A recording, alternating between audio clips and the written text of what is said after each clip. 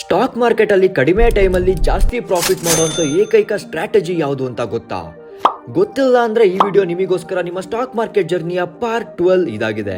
ಆ most powerful price action ಯಾವುದು ಅಂದ್ರೆ ಮೊಮೆಂಟಮ್ ಟ್ರೇಡಿಂಗ್.